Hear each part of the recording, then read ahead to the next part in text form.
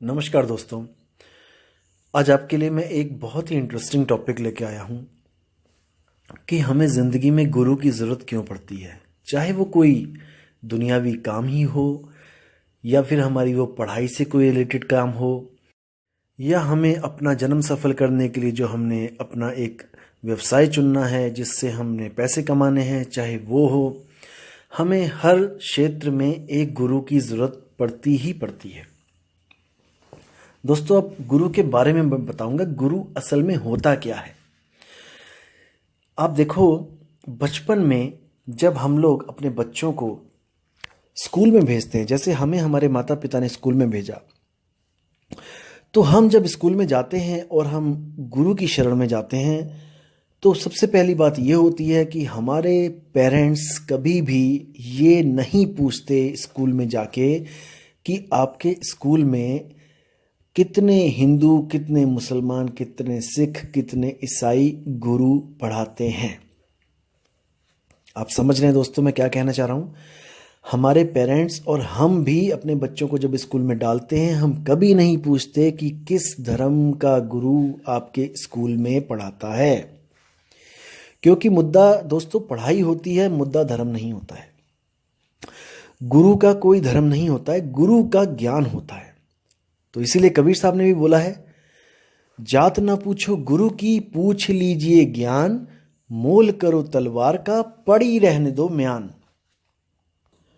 म्यान दोस्तों जिसमें तलवार रखी जाती है, वो काफ़ी सुंदर होती है, हरी, पीली, नीली, अलग अलग तरह की डिज़ाइन उस पर बनी होती है। लेकिन दोस्तों वो कितनी भी सुंदर क्यों ना हो, लड़ाई में वो काम नहीं आती। लड़ाई में वो काम नहीं आती, वो एक भी शत्रु को मार नहीं सकती, क्योंकि उसमें धार नहीं होती दोस्तों। तो धार होती है ज्ञान की, ना कि जात पात की। कबीर साहब कहते हैं, कभी भी किसी गुरु का धर्म जात मत पूछो, ये पूछो कि उसमें ज्ञान क्या है, वो किस ज्ञान की बात कर रहा है।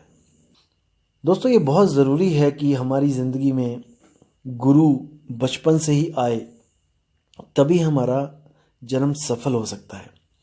अगर हमें कोई गुरु ना मिले तो हमारी क्या हालत होती है, आप खुद समझ सकते हैं। जो हमारे जो अक्षर हैं, जो हम बोल रहे हैं, ये अक्षर तक गुरु हमें बोलना सिखाता है। हम कुछ अक्षर घर में सीखते हैं, कुछ प्रोनाउंसिएशन अक्षरों की हमें गुरु सिखाता है, जैसे कल, कल, कमल, कमल, कितना कुछ सिखाया जाता है हमें गुरु के द्वारा। तो सोचो कि हम ये अक्षर बोलने के भी काबिल नहीं हैं ढंग से, अगर हमें गुरु ना मिले तो। क्योंकि अगर हम बोलने के काबिल होते तो गुरु कभी भी इन चीज़ों पे हमारा समय बर्बाद ना करता। लेकिन गुरु एक एक साल तक हमें यही पढ़ाता रहता है, यही समझाता रहता है कि कैसे किस अक्षर को बोलना है, और गलती करने पे हमें डांट भी पड़ती थी। जिसका मतलब ये नहीं था कि गुरु हमसे नफरत करता है, हमें डांट रहा है। इसका मतलब ये था कि गुरु हमें तराश रहा है, हमारी गलतियों को सही करके वो हमें सही रास्ता दिखाता था। तो दोस्तों आज जो हम छोटे छोटे अक्षर से लेके बड़े बड़े अक्षर तक जो बोलते हैं, अलग अलग भाषाएं बोलते हैं, ये सब गुरु की ही महिमा है, गुरु का ही प्रताप है। तो इसलिए जिंदगी में जिसके गुरु नहीं होता, उसका जीवन कभी शुरू नहीं होता। एक बार अकबर ने बीरबल से पूछा कि हे बीरबल, क्यों भारत में ये गुरु प्रथा चलती है, क्यों तुम लोग हमेशा गुरु पर ज़्यादा जोर देते हो। अल्लाह ने सबको बराबर बनाया है, इसलिए मुझे नहीं लगता कि गुरु की कोई ज़िंदगी में आवश्यकता होती है। बीरबल उस वक्त तो खामोश रहा, लेकिन उसने महाराज से कहा कि महाराज आप ऐसा करो, मुझे 5 साल का समय दो, मैं आपको बताऊंगा कि गुरु की ज़रूरत क्या होती है। तो क्या हुआ, 2 बच्चे पैदा होते हैं। उन बच्चों के पैदा होते ही बीरबल उन बच्चों को, एक को तो अपने शहर में रखता है और दूसरे को जंगल में एक छोटी सी कुटिया बनाकर एक सिपाही की ड्यूटी लगा देता है कि इसको वहीं पे रहना है और इसको खाना पीना देना है, पालना है, लेकिन इसके साथ बात नहीं करनी है, इसको बोलना नहीं है कुछ भी, ना ही इससे कुछ पूछना है। तो 5 साल बीत जाते हैं दोस्तों। 5 साल 6 साल के बाद जब वो बच्चे राज दरबार में बुलाए जाते हैं, तो एक बच्चा तो बहुत तालीम के साथ राजा को सलाम करता है और उसकी गुणगान करता हुआ उसको प्रणाम करता है, बाकियों का आदर मान करता है। लेकिन जो जंगल वाला बच्चा होता है वो आके जानवरों की तरह हरकत करता है, उसको बोलना कुछ नहीं आता होता क्योंकि कभी बात नहीं की होती किसी से। तो वो बंदर की तरह कभी इधर छलांग मारता है, कभी उधर देखता है, कभी कुछ करता है। तो राजा हैरान होता है देख के, कहता है बीरबल इसका क्या मतलब है, ये क्या दिखा रहे हो मुझे। तो बीरबल कहता है कि महाराज जी ये आपके उस सवाल का जवाब है कि गुरु ज़िंदगी में क्यों ज़रूरत होती है गुरु की। आपने कहा कि अल्लाह सबको बराबर बनाता है, सबको एक सी नियामतें देता है। इन दोनों को भी एक सही बनाया था, लेकिन देखो एक की ज़िंदगी में तो गुरु आ गया और दूसरे की ज़िंदगी में गुरु नहीं आया। तो देखो कैसा ज़मीन आसमान का अंतर हो गया है। हालांकि ये दोनों अल्लाह ने बराबर ही बनाए थे। इसलिए दोस्तों गुरु ज़िंदगी में बहुत बहुत ज़रूरी है। कैसे ज़रूरी है? जैसे सब्जी में नमक। आप 500 रुपये किलो की सब्जी भी लेके आ जाओ, अगर आपने उसमें नमक नहीं डाला तो आपके गले से नीचे नहीं जाएगी, आपको वो स्वाद नहीं लग सकती। चाहे उसमें एक चुटकी नमक ही डालना है, लेकिन वो गुरु एक चुटकी नमक का ही काम करता है ज़िंदगी में। बिना गुरु के ज़िंदगी बेस्वाद होती है, चाहे वो कोई भी क्षेत्र है। जैसे कि आपने दोस्तों अपने स्कूल में 5वीं करी, 7वीं करी, 8वीं करी, 9वीं करी, 10वीं करी। आप 10वीं करके अगर बाहर आ भी जाते हो तो आप अनपढ़ों में नहीं गिने जाओगे, आप अनपढ़ नहीं कहलाओगे, क्योंकि आप लिख सकते हो, आप पढ़ सकते हो। लेकिन दोस्तों इतना करने के बाद भी अगर आप कहो कि मैं ये ज़िंदगी बिना गुरु के जी लूँगा तो ये बहुत मुश्किल हो जाएगी। कैसे? जैसे आपने 10वीं कर ली और आप सोच रहे हो कि अब मैं कुछ काम करूं। तो दोस्तों कुछ काम करूं मतलब कि कोई आपके अंदर जो हुनर हो आप वही काम करोगे। हुनर कैसे? मतलब कोई टीवी ठीक करता है, कोई कार ठीक करता है, कोई घर बनाता है, जैसे मिस्त्री का काम है, या फिर कोई प्लम्बर का काम करता है। ये सब दोस्तों, ये सब सीखने के लिए आपको किसी ना किसी के पास जाकर काम सीखना ही पड़ेगा। गुरु की ज़रूरत पड़ेगी ही पड़ेगी। अगर आप कहो कि मैं बिना किसी के पास गया मैं प्लम्बर बन जाऊं, मैं मैकेनिक बन जाऊं, मैं कोई टीवी मैकेनिक बन जाऊं, मैं कार मैकेनिक बन जाऊं, तो दोस्तों ऐसा संभव नहीं है। आप सीख सकते हो खुद से, ऐसी बात नहीं कि नहीं सीख पाओगे। आप भी कोई टीवी खोल लो और उसमें देखते रहो कि क्या क्या चीज़ कहाँ लगी है, कैसे कैसे डायोड लगे हैं, कैसे कैसे उसमें प्लग्स लगे हैं। लेकिन वो प्लग खराब हो जाए तो उसको ठीक कैसे करना है, ये आपको बताने के लिए एक गुरु का होना बहुत ज़रूरी है। आप नकल तो कर सकते हो बिना गुरु के, लेकिन नकल के लिए भी दोस्तों अकल की ज़रूरत होती है। जब आप कहीं फंस जाओगे, जब आप आगे काम नहीं कर पाओगे, कोई काम नहीं बनेगा, तब आपको ज़रूरत पड़ेगी ही पड़ेगी गुरु की। इसी तरह दोस्तों अगर आपने कोई केवल 10वीं करके अगर आप बाहर जाते हो, 8वीं 5वीं करके अगर आप स्कूल से बाहर निकलते हो और आप किसी दुकान पे भी अगर जाते हो छोटा मोटा काम ढूंढने, तब भी आपसे दुकानदार यही पूछेगा, बेटा तुम्हें आता क्या है, किस चीज़ का हुनर है तुम्हारे पास। याद रखो दोस्तों, अगर आपके पास हुनर है तो आपको उस क्षेत्र में कोई ना कोई काम ज़रूर मिल जाएगा और आपको अच्छी आमदनी होगी। लेकिन अगर आपके पास कोई हुनर नहीं है तो याद रखना दोस्तों, आप अगर कहीं पे काम प्राप्त कर भी लेते हो तो आपको झाड़ू पोछे के अलावा, साफ सफाई के अलावा या चाय पानी पकड़ाने के अलावा और कोई काम नहीं दिया जाएगा, क्योंकि आप में कोई हुनर है ही नहीं। तो गुरु की ज़रूरत होती है आपके अंदर हुनर पैदा करने की। अगर आप सुनियार के पास जाओगे तो वहाँ पर भी जो लड़के बैठे हैं वो भी सुनियारी का काम अपने गुरु से सीख के बैठे हैं। आप जाकर वहाँ नहीं बैठ सकते, हालांकि आप 5 तत्व में पूर्ण हो। जैसे उन लड़कों के पास 5 तत्व हैं, आपके पास भी 5 तत्व हैं। उनके पास बुद्धि है, आपके पास भी बुद्धि है। उनके पास मन है, आपके पास भी मन है, सब कुछ है। उनके पास आत्मा है, आपके पास भी आत्मा है। लेकिन फिर भी केवल गुरु ना होने के कारण आप वहाँ नहीं बैठ सकते, हुनर ना होने के कारण आप वहाँ नहीं बैठ सकते। और जो लोग कहते हैं कि गुरु देह होता है, उनसे बड़ा इस दुनिया में मूर्ख कोई नहीं है। गुरु देह नहीं होता, गुरु ज्ञान होता है दोस्तों। गुरु होता है ज्ञान। जैसे बचपन से लेके आप आज तक जितनी भी क्लासें पढ़े हैं दोस्तों, गुरु आपने बनाए हैं। बिना गुरु के आप एक कक्षा भी पार नहीं कर पाए। लेकिन एग्जाम में कोई भी गुरु आपके साथ बैठ के आपकी मदद नहीं करता दोस्तों। एग्जाम में आपने अकेले ही लिखना है, अकेले ही सारे सवालों के जवाब देने हैं। लेकिन फिर भी गुरु आपके साथ होता है, किस रूप में? शब्द रूप में। जो शब्द गुरु ने आपको क्लास में बताए थे और जिन बच्चों ने उसको ध्यान से सुना था, उसका अभ्यास किया था, वो गुरु अपने बच्चों के साथ शब्द रूप में पल पल संग रहता है। इसको समझना है दोस्तों। कोई भी गुरु से आपने ज्ञान लिया, कुछ भी आपने कोई भी हुनर सीखा, वो भी गुरु जो आपको बता रहा है, जो समझा रहा है, वो शब्द आपके दिमाग में जा रहे हैं और गुरु आपके दिमाग में ऑटोमेटिकली शब्द रूप में फिट हो रहा है। भविष्य में आपके ज़िंदगी में कभी भी कोई परेशानी आएगी, कोई उसी क्षेत्र में कोई ऐसी दिक्कत आ जाएगी जहां पर आपको समझ नहीं आ रहा है अब क्या किया जाए, तब याद रखना दोस्तों, आप क्या याद करने की कोशिश करोगे? आप अपने गुरु के शब्दों को याद करने की कोशिश करोगे कि मेरे गुरु ने इस बारे में क्या बोला था, कि ऐसी दिक्कत आएगी तो क्या करना पड़ेगा। तो गुरु आपके साथ है दोस्तों, आपने बस उसको ध्यान देना है। आप जब ध्यान दोगे तो वो गुरु की एक एक बात आपको सुनाई देने लग जाएगी, उसकी कहीं कहीं एक एक बात आपको याद आने लग जाएगी। इसका मतलब गुरु देह नहीं, गुरु विदेह है, गुरु शब्द है। याद रखना दोस्तों, गुरु शब्द है। जो लोग सोचते हैं कि गुरु एक देह है, उसके पैर दबाने हैं, उसकी सेवा करनी है और सब कुछ गुरु की देह को मान लेते हैं दोस्तों, वो बिल्कुल गलत है।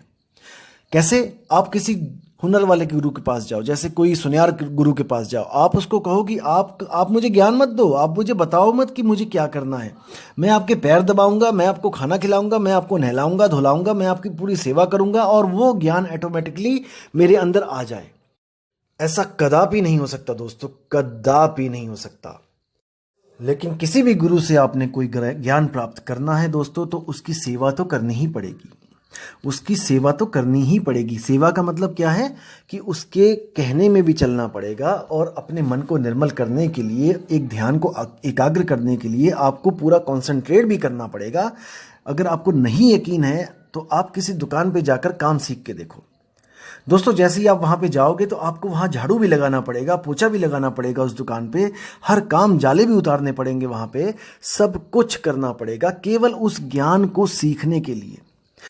और वो सब इसलिए करना पड़ता है दोस्तों, वो गुरु इसलिए करवाता है ताकि आपके अंदर एक शिष्य की भावना आए कि मैं यहाँ पे कुछ सीखने आया हूँ, कुछ लेने आया हूँ, कुछ देने नहीं आया। आप भले ही घर से क्यों ना चौधरी हो, घर से क्यों ना आप लाखों करोड़ों के मालिक हो, लेकिन अगर आप कहीं पे काम सीखने जाते हो तो आप अगर अपना अहंकार लेके जाओगे तो वो गुरु चाहते हुए भी आपको वो काम नहीं सिखा पाएगा। क्योंकि आप कुछ गलती करोगे, गुरु वहां पे डांटना चाहेगा, लेकिन आप चौधरी बनोगे, आप करोड़पति बनोगे कि नहीं तूने मुझे क्यों डांट दिया, तो गुरु वहां पर अपने ज्ञान को पूरा नहीं दे पाएगा। आप कुछ सीखने की कोशिश नहीं करोगे, वहां पे अगर आप अपनी हैसियत दिखाने की कोशिश करोगे तो गुरु आपको चाहते हुए भी वो पूर्ण ज्ञान नहीं दे पाएगा। और इसीलिए निम्न पद में लाने के लिए, आपके मन को शुद्ध करने के लिए आपसे सेवा करवाई जाती है, आपसे झाड़ू लगवाए जाते हैं, ताकि आपके मन से ये अहंकार निकल जाए कि मेरी कोई हैसियत है। याद रखो दोस्तों, जब तक आपके मन में ये है कि मेरी कोई हैसियत है, जब तक आप कभी भी उस ज्ञान को नहीं समझ पाओगे, क्योंकि ये ज्ञान अपनी हैसियत खत्म करके गुरु की हैसियत तक पहुंचने के लिए बना गया है। याद रखना दोस्तों, अगर आप अपने आप को करोड़पति समझते हो और करोड़पति ही मानते हो तो आप कभी अरबपति नहीं बन सकते। आपको अरबपति बनने के लिए करोड़पति की भावना को खत्म करना ही पड़ेगा। तो दोस्तों, जितना मैंने आपको बताया है इस पे विचार करना पड़ेगा, विवेक लगाना पड़ेगा और सत्य असत्य का निर्णय आपको खुद करना पड़ेगा, क्योंकि आप ही वो दिव्य हंस हो, आप ही वो हंस हो जो नीर और शीर यानी कि दूध और पानी को अलग अलग करके दूध तो पी लेता है और पानी को छोड़ देता है। इसलिए आपने एक हंस बनना है और गुरु को धारण करके अपने आप को निखारना है। कुछ लोग दोस्तों ऐसे भी मिलेंगे आपको जिंदगी में जो आपको कहेंगे कि नहीं, बिना गुरु के भी आत्मा परमात्मा को पाया जा सकता है, बिना गुरु के भी इस दुनिया के किसी भी काम को सीखा जा सकता है। दोस्तों, ऐसा कदापि नहीं हो सकता। आप दुनिया का भी कोई काम अगर अपने मन से भी करने लग जाओ तो दोस्तों आप उतना ही ज्ञान प्राप्त कर सकते हो जितना आपको अनुभव होगा। और याद रखना दोस्तों, अनुभव गलत और सही दोनों होते हैं। अनुभव का मतलब ये नहीं होता कि आपको सही ही अनुभव हुआ है। सही अनुभव हुआ है इसका कैसे पता लगेगा आपको? जब आप किसी ऐसे व्यक्ति के साथ उस अनुभव को मैच करवाएंगे, तब आपको पता लगेगा कि ये मेरा अनुभव सही है या गलत है। तो हमारे जितने भी अनुभव होते हैं, जैसे बड़े बड़े साइंटिस्ट हैं, उन्होंने अपने अनुभव लिखे हैं। याद रखो दोस्तों, अगर 1000 बार उसको अनुभव हुआ है, जैसे आइंस्टाइन ने बल्ब बनाया था, तो उसने बताया कि मैंने 1000 बार कोशिश करी और जिसमें से 1000 अनुभव में से 999 अनुभव मेरे गलत थे। क्योंकि जब उसने आखिरी बार 1000वें अनुभव में जब बल्ब बनाया, तब उसको रोशनी बल्ब से प्राप्त हुई। इसका मतलब कि उसने जो 999 बार जो कोशिशें करी थी, जो अनुभव प्राप्त किया था, वो गलत था। अगर उन 999 तरीकों से अगर आप अनुभव प्राप्त करने की कोशिश करोगे, तो आप भी जीरो तक ही पहुंच पाओगे, क्योंकि उसके वो अनुभव ही गलत थे। तो वो जो 1000 में से एक अनुभव जो सही था, जब आप उसके साथ उसके कहे पे चलोगे, उसके अनुभव को अपना अनुभव बनाकर उस पर प्रैक्टिकल करोगे, तब ही दोस्तों आपको भी ऐसे बल्ब से रोशनी प्राप्त होगी, जिसको हम उसका सफल अनुभव कहते हैं। तो दोस्तों, विचार करना है, विवेक लगाना है, ऐसे ही किसी के पीछे नहीं चले जाना है। मैं फिर से बोलूंगा, दुनिया में हजारों लाखों गुरु हैं, एक पत्थर उठाओगे 2 गुरु निकलेंगे, ऐसी स्थिति हो चुकी है आज। लेकिन दोस्तों याद रखना, गुरु बहुत बहुत बहुत ज़्यादा सोच समझ के करना चाहिए, विवेक लगा के करना चाहिए।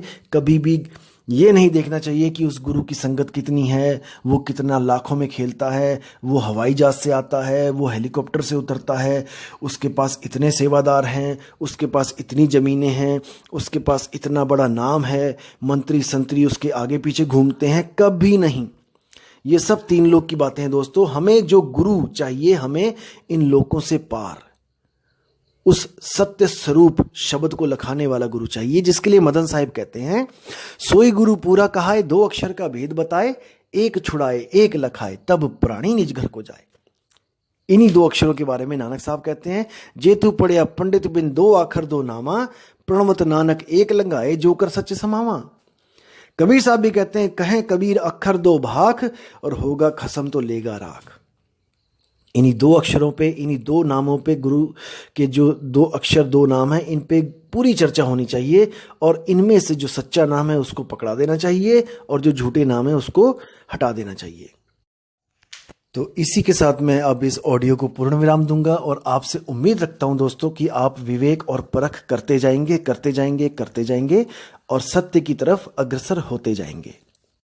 तो अपने भाई को आज्ञा दीजिए, और मैं अगली बार नई ऑडियो लेके आऊँगा, जिसमें आपको बताया जाएगा कि आध्यात्मिक क्षेत्र में कितने प्रकार के गुरु होते हैं, और वो क्या क्या ज्ञान आपको देते हैं, हमने उसमें से असली गुरु को कैसे चुनना है। तो दोस्तों, उम्मीद करता हूँ आपको ऑडियो अच्छी लगी होगी। तो मिलेंगे अगली बार नई ऑडियो के साथ। साहिब बंदगी सतना। नमस्कार दोस्तों, आज आपके लिए मैं एक बहुत ही इंटरेस्टिंग टॉपिक लेके आया हूँ।